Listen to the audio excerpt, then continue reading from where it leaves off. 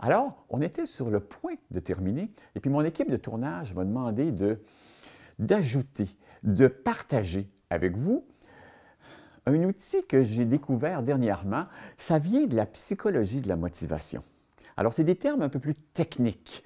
Ce n'est pas les miens, mais je vais vous les traduire, je vais vous les expliquer. C'est un outil qui vient en complément de la route et le ravin. Ça marche super bien. Ça vient comme clore, envelopper, ça vient préparer les obstacles encore plus spécifiquement. Alors, ça s'appelle une implantation d'intention. Vous allez dans cette idée d'anticiper les obstacles possibles, s'il y en a, si ça se présente à vous, et vous allez donner une nouvelle direction. Si l'obstacle se présente, vous allez prendre la direction. Vous allez vous engager. Vous allez faire comme un contrat d'engagement en le mentionnant, en vous le disant. C'est comme si vous recentrez avant que ça se présente à vous, au cas où ça se présenterait. La formulation qu'on utilise, c'est si la situation X se présente, je fais Y.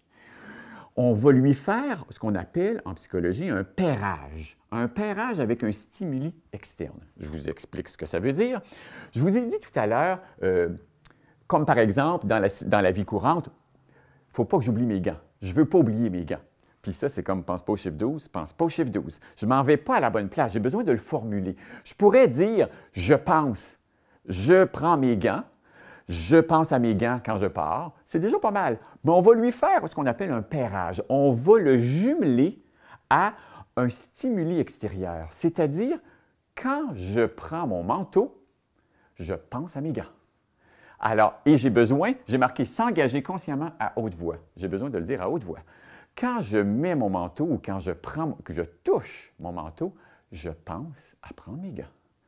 Et je le dis et tout à coup, je me recentre, je me prépare à ce qui fait qu'à chaque fois, j'y pense. Et le lien, la raison, c'est que le lien se fait avec une partie de votre cerveau qui fonctionne automatiquement, avec l'inconscient. Alors, en l'ayant formulé et en l'ayant énoncé à haute voix, vous rentrez le programme à l'intérieur de vous. Et à ce moment-là, il va pouvoir s'activer à partir du moment que vous le touchez, le manteau.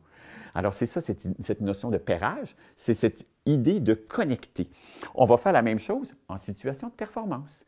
Alors, ça peut être quand la situation X se présente, ça peut prendre plein de formes. Ça peut être, si vous avez peur de faire une fausse note, quand vous faites une fausse note, vous voulez réagir comment? Si j'entends « si », parce que ça ne veut pas dire que vous allez en faire, d'où le « si », c'est très important. S'il arrive quelque chose comme si je fais une erreur, comment je veux réagir?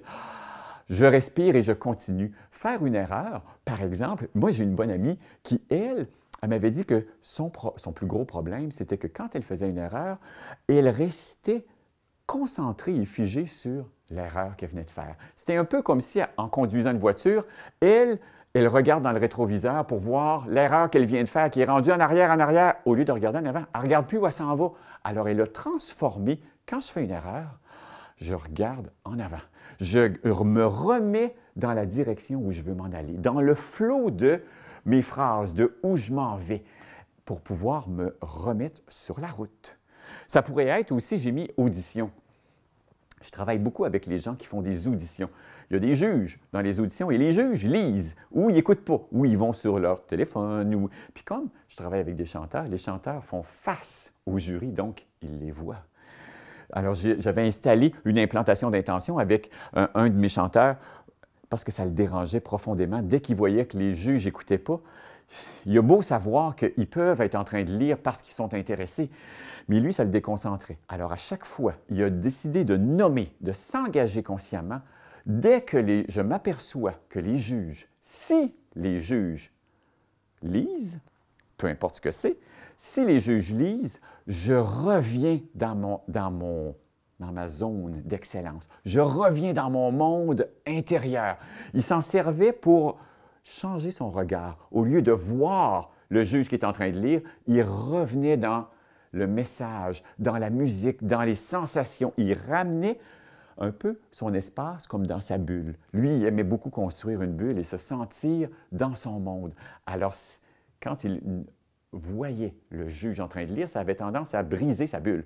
Alors, il s'en sert à chaque fois pour me recentrer je me ressente, je me ressente. C'est ce qu'on appelle pairer avec un stimuli externe.